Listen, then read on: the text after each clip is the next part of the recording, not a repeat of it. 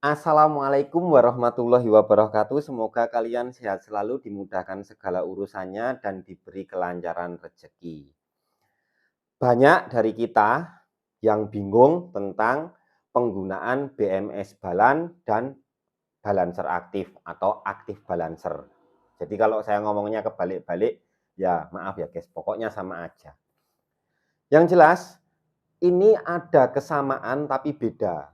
Jadi kalian harus memahami antara BMS Balan dengan balancer aktif. Yang pertama saya urutkan dari BMS Balan dulu. Sesuai namanya, BMS Baterai Management System, artinya tugasnya memanajemen baterai. Nah, dari kata BMS ini, dia sama saja sudah berarti melindungi kondisi baterai, voltase rendah atau voltase tinggi. Jadi bisa di cut off batas bawah saat discharge dan cut off batas atas saat ngecas gitu ya. Jadi nggak kelebihan ngecas, nggak kekurangan, nggak sampai kehabisan saat dikasih beban. Nah, lalu embel-embel balannya ini fungsinya untuk apa?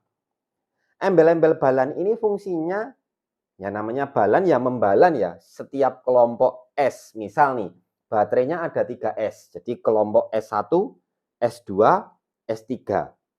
Fungsinya untuk membalan. Tapi membalannya itu bukan mentransfer energi ya guys, tapi membuang energi.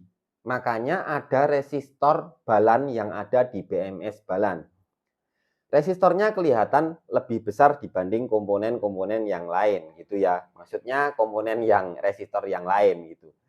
Dan dia itu panas. Karena apa? Misal kayak gini ya guys. Ini kelompok seri 1, kelompok S1, kelompok S2, kelompok S3. Yang S1-nya ini voltasenya lebih tinggi. Maka yang voltase tinggi ini nanti akan dibuang melalui balan. Jadi dia ini akan dibuang. Dibuang ya guys, bukan dipindah, tapi dibuang. Makanya dia panas resistornya. Apabila terjadi selisih voltase, maka akan dibuang. Biar apa? Biar bisa sama rata dengan yang lain.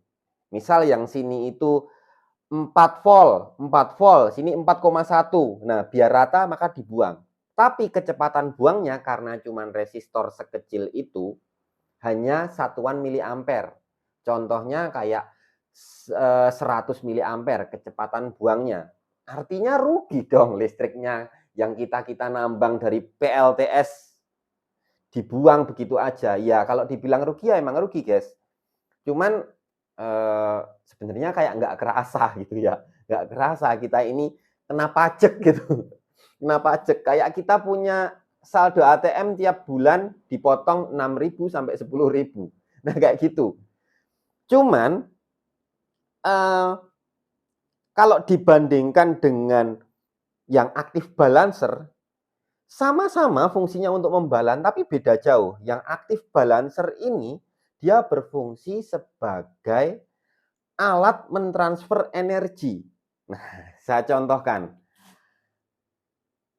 S1, seri 1, seri 2, seri 3, 3S, misalnya kayak gitu ya. Jadi di seri berapapun konsepnya sama. Yang S1 ini voltasenya lebih tinggi dibanding yang kedua, ketiga. Maka voltase ini dipindahkan ke yang lainnya. Biar apa? Biar rata. Kalau gitu lebih efisien ya. Ya secara garis besar memang lebih efisien yang aktif balancer. Cuman aktif balancer ini dia nggak punya cut off atas dan cut off bawah. Jadi dia ini cut off-nya nanti ngikutin BMS yang kita pakai. Nah tugasnya si aktif balancer ini hanya berfungsi untuk memindahkan energi dari kelompok S yang menampung lebih banyak dipindahkan ke yang sini. Lebih rendah voltase. Pokoknya dari voltase yang lebih banyak, lebih tinggi, dipindahkan ke rendah biar sama rata. Dan aktif balancer ini punya kecepatan. Contohnya kayak 5 ampere. Beda banget ya kayak yang BMS balan tadi cuma 200 apa 100 miliampere kayak gitu. Dan itu pun membuang. Nah, sedangkan yang ini, dia ini mentransfer energi kecepatan 5 ampere. Nah, kalau dirasa kurang cepat dan nggak balan-balan, bisa aktif balancernya ditambah jadi 2. Itu bisa juga ya guys. Jadi 10 ampere, tambah lagi jadi 3, jadi 15 ampere. Nah, gambarannya kayak gitu. Makanya di aktif balancer ini, dia ini banyak sekali ada kapasitornya. Karena dia fungsinya memang ngoper-ngoper energi gitu ya guys. Mindah-mindahin energi gitu. Biar voltasenya sama rata. Dan aktif balancer itu fleksibel, bisa dipakai di LiPo4, Li-ion atau baterai polimer. Pokoknya 3,7, 3,2 bisa. Jadi kalian beli aktif balancer bisa dipakai di baterai apapun gitu. Nanti konsepnya dia ini nggak punya cut off ya guys. Jadi konsepnya otomatis ngikuti BMS yang kalian pakai gitu. Dia akan otomatis ngikutin, jadi nggak usah pusing-pusing. Yang saya harapkan kalian itu nggak perlu sampai detail memahami ke dalam komponen. Karena kalau saya jelasin sampai ke dalam-dalam nanti yang nggak paham juga malah bingung juga. Jadi ini secara garis besar ya kayak gitu aja. Dan fungsinya ini BMS